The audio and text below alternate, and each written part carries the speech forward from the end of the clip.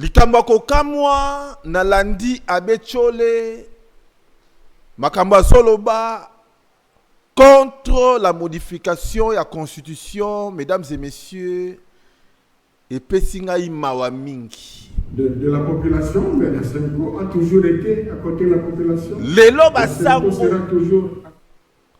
La Senko et lobi non, na mokonza mboka pona ko modifier la Constitution, très cher Congolais. Et ça sujet oyo toko expliquer bino en détail.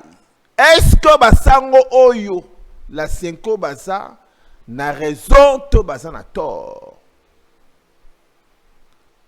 Le président Félix Tshisekedi mission na ye eza nini? Bate belé basa ko se poser ma question. Finalement, est-ce que troisième mandat Oya mokonza mboka ezato ezate? Très chers Congolais, mesdames et messieurs, la réalité, ya makambo oyo tokosolo la komo nanga Didi Dipumba, nasa Congolais, des pères et des mères, na ko analyser na ba sujet oyo lelo eza en actualité. La Senko baboyi modification de la Constitution. Balobi nini, très chers Congolais, la Senko balobi, comme nous l'avions dit en 2018, nous avons dit ceci, selon la Senko, que le président de la République est élu au suffrage universel direct pour un mandat de 5 ans renouvelable une seule fois. Balobi ndenge bango balobi que na 2018 balobaki que le président Félix Tshisekedi est élu président bien sûr. Mais à ça, na mandat mi balé, c'est le bango. Et selon la constitution de Boïté.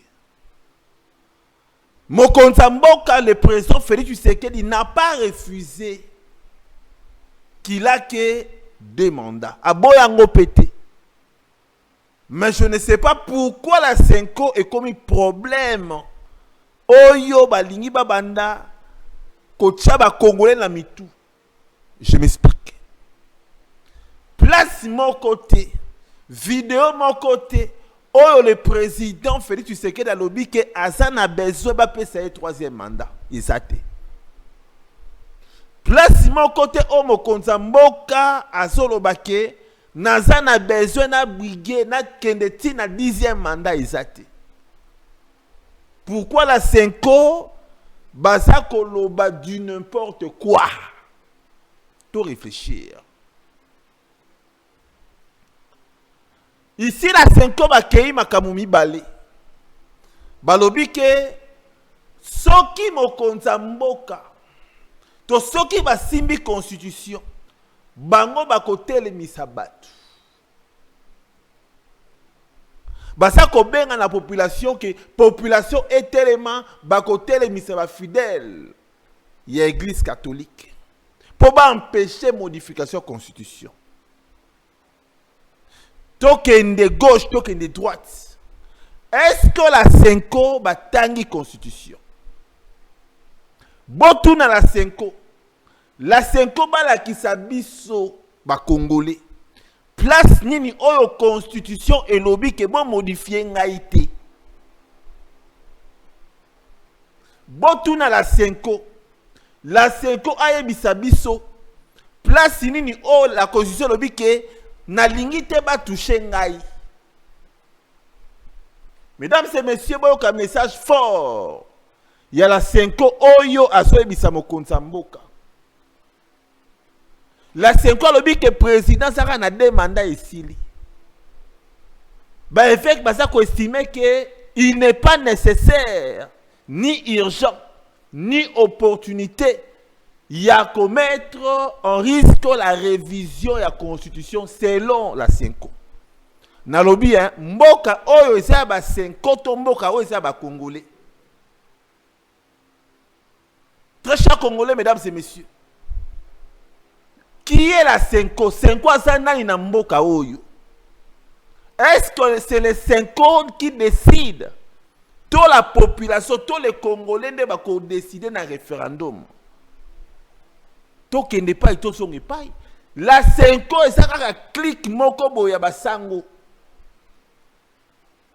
La constitution n'a pas été, et ça les maquis n'a pas commis à la 5 côtés. La 5 ans, ça a un groupuscule, il y a basango moko boya basangani. Mais la constitution, et ça dit pour les Congolais, surtout ceux qui sont Congolais, lobby, que tout ça qu'on modifie en haut. Est-ce que la 5 ans, ça n'a pas de papa, tu réfléchir quoi? Tu as une réflexion normale. Réflexion normale. Abe Chole, Tatawana. Abe Chole. C'est monsieur Abe Chole. Ako bangisa nani, ako kebisa nani, alinga te. Ce qui peut pelobi que tout ça qu'on modifie la constitution, il a so PZT. C'est ça, mesdames et messieurs. A ça qu'on PZT. Mon kontamboka le président Félix Tshisekedi aloba kiboy. Ce qui peuple et lobby que mon kontamboka est to pesio au continuer. Peuple moutero décidé Abe Chole te. Abe Chole ça ni arbitre, ça ni sango ya mokili mobimba, c'est un individu. C'est un individu, mesdames et messieurs. Sa parole ne pèse pas comme la Bible. Sa parole ne pèse pas comme la parole de la population. Tous à la réaliste, c'est un individu. Qu'est-ce que la population congolaise va décider? On attend. Ce qui référendum au Salema. Et Salema, tant qu'il y a un référendum, total réellement ce qui population lobby oui ou non. Ce qui population lobby oui. Keba kende ba modifier ngo. Abe Chole okobangisa mutu nani, okobangisa nini. C'est ça, mesdames et messieurs, c'est clair. Na lingi na rassurer na ba Congolais oyo non surtout bozola nanga de partout. Mesdames et messieurs, la constitution en bon biso Congo et comment marquer et pas étranger. Bako sabinoté. Et comment marquer et pas étranger. La constitution en bon biso lelo et sali na ba griffe ya Rwanda na kati. La constitution en bon biso lelo et ça ko sepelisa Paul Kagame. Paul Kagame est très content. Il y a comment la constitution oya lelo. C'est la raison pour laquelle à l'ingité mon Konzamboka a modifié la constitution. Paul Kagame pour lui, à ça qu'on a fait, tu sais qu'il a quitté. À ça qu'on le président Chilombo a le pouvoir. Pour ceux qui ont le pouvoir, pour naïe et qu'on apaiser. Ah ouais, le président le Bakinini. Le président Félix Tshisekedi a dit ceci. L'ennemi était entré, nous étions distraits. Boyoka. Ils ont même éliminé un fils du pays. Est-ce que vous voyez que Ndenge Mouzé a Koufa? Vous voyez que le Rwanda est accusé? Que Baboma Mouzé. Mais tant qu'il n'est pas, ils sont pas, mesdames et messieurs. Laurent Désiré Kabila. Ils ont placé leur chien. Leur chien, balobi keza Kabila. Balobi keza Kabila. Nana lobi. Mokonzambo katikali ko benga Kabila Joseph Kanambe Chente. Balobi, ils ont placé leur chien. Tant qu'il n'est pas, ils sont pas. Nana yebite. Nana yebite. Que Kagame c'est lui qui manipulait Joseph Kabila au pouvoir. Nana yebite que le président Félix Tshisekedi a ça ko bundela la pour la mabele, mais Joseph Kabila a ça ko bunda pour na compte ya Kagame. Qui ne le sait pas? Qui ne le sait pas, mesdames et messieurs? Le président Félix Tshisekedi se bat pour na Congo et l'ongwa place et outil et mata. Joseph Kabila s'est battu pourquoi? Abundeli nini? Nathalie Imajoyo Naoki Mawa. J'ai regardé ces images Naoki Mawa. Botala Likolo. Oh, et ça va ancien président américain. Tout ce monde a Obama. Na Mwasinae. Ancien président américain. Tout ce monde a Joe Biden. Na Mwasinae. Ancien président américain. Tout ce monde a Bill Clinton na Mwasinae. Tout ce monde a Bush na Mwasinae. Ba ancien président des États-Unis. Ba satilelo. Ba so bundela po na mabele na bango ya ba américain. Est-ce que boyoki Joe Biden a quelque simbela Donald Trump munduki? Est-ce que boyoki Obama a quelque simbela Donald Trump masasi? Est-ce que boyoki Junior Bush ou Bush a quelque simbela Donald Trump minduki? Est-ce que boyoki Bill Clinton a créé un mouvement pour attaquer Donald Trump ou à sa président des États-Unis? Non. Mais au Congo, nous l'avons vu. Joseph Kabila yeyo Nambwa naye Corneille Nanga. C'est ça, mesdames et messieurs. Nambwa naye Corneille Nanga. Corneille Nanga, c'est lui qui est son chien. Soki Kabila lobi, hey Corneille Nanga, allez. Beta Massas, azo Beta Massas, azo mwabande konaye. Azo mwabande konaye, mesdames et messieurs. Corneille Nanga, asimbami na linzaka ya Paul Kagame. Mukolo oyo missionné kosila, il sera déracé, il sera éliminé, mesdames et messieurs. Baye ko créé C64. Boebi C64 et ça nani.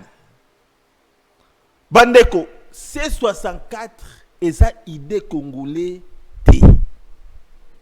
C64 a été boulé à partir de l'étranger. Bon, on regarde très bien. C64 et ça va congolais tena banatiko ko prouver bino. Est-ce que boyebi que tiba marche aux Salema? Il y a ba opposant. Selon l'information tozo soit il paraîtrait que Mbongo sont en Rwanda pour na financer bateau basala ba marche. Nayoki, il paraîtrait que c'est Kagame qui donne des moyens. Il paraîtrait évidemment qu'il ça $50,000 pour na marche et salement. Yango bomona ki ba opposant ba kendaki o tozoki ba beti biso masasi ndeko na ngai kokota na buso bana te okobeta malisasi okokufa lokola blague. Okokufa lokola blague. Kokota na mangungu wana te parce que oyebi place mbongo ezobima te. L'argent ezobima à partir de l'étranger. Et ça kokamusa ngai ndeko oyo lokola Fayulu Madidi. Boyebi ke na lingajo mingi. Na lingajo mingi. Mais ndenge nazo mona basa ko utiliser ye comme ça ngai. Il est manipulé comme un petit monsieur. Il est manipulé comme un gamin. Mbongo ezo uta à l'extérieur, ba pesi ale bino bobima, ale so mbongo bobima. Basa ko bima pona ko telemela le président Félix Tshisekedi. Il n'est pas interdit à s'opposer na idée à Mokonza Mboka. Mais tango basa ko tinda yo na munoko wa Kiswahili anasema Kiswahili. Tango basa ko tinda na munoko ya Chiluba. Betwabu. Tango basa ko sangisa yo na munoko wa Kikongo. Betu Kikongo, betu pangi. tant baza ko sangisa yo na munoko ya nini pona ko teka mboka boya. Les ennemis baso bimisa mbongo ebele pona ba Congolais ba tekela bango mboka to boya. Nga Didi Dipumba nasa koloba yango a haute foi. Congolais non surtout ayebi idéologie nanga eza mabili. Eza Congo d'abord. Mutunyo surtout oya so défendre mboka Congo ngai Didi Dipumba na ko soutenir ye. Mutunyo surtout oyo asa en dehors ya ko dresser mboka Congo ya ko faire développer mboka Congo. Moi Didi Dipumba je suis contre lui. Ndenge na sumo na Corneille Nanga. Il est en train d'assassiner bandeko congolais. Nous ne sommes pas d'accord avec lui. Non, conclut ah mesdames et messieurs. Boyebi bomone na otoka. Bosomo na ndenge Didi Dipumba zo toka pona Congo. J'aime ce pays, j'aime le Congo. C'est mon pays d'origine, de père et de mère Didi Dipumba. Numéro moko ezawana. C'est un numéro où vous pouvez contribuer pour aider tout ce matin à split. Mesdames et messieurs, station qui toque au bout, plateau qui toque, c'est un plateau réel. Hein? Et ça, plateau c'est un plateau réel. C'est un plateau réel. Nous avons besoin de vos contributions. Numéro, oh, c'est un numéro à RTL Money. Au Moni Boye, Didi Dipumba, nazo tchela yo, ata $1. Ce n'est pas pour moi. C'est pour acheter même Minda. Didi Dipumba, nazo tchela ata $10. Ce n'est pas pour moi. C'est pour yako sombata micro. Pour Didi Dipumba, alobaka po na mboka Congo. Didi Dipumba, nazo tchela $100. C'est pour acheter ata ventilateur. Didi Dipumba na ochelo $300. C'est pour acheter à ta split ezate. Chaîne munene bo split ezate. Na ko senga na bino no surtout. Tenons-nous main dans la main. Nde balobaka. Zambalola apambola bino. Abonnez-vous massivement. Abonnez-vous. Na mona ba commentaire na bino. Et c'est plisanga. Nango na ba commentaire na bino yo salanga bien. Na on se planango. Ba oyo ba ko finga, ba fingi ce sont des étrangers. Ba oyo ba so bundela mboka ba oloba ki Didi Dipumba tu as raison. Merci beaucoup na Christian Kombi Lusala. Oyo salaki na régie. L'ingénieur Christian Kombi. Tout ce monde a ba image. Mesdames et messieurs, Jamalumba, ingénieur Nabiso Oyo, à Sadi Plateau qui toque.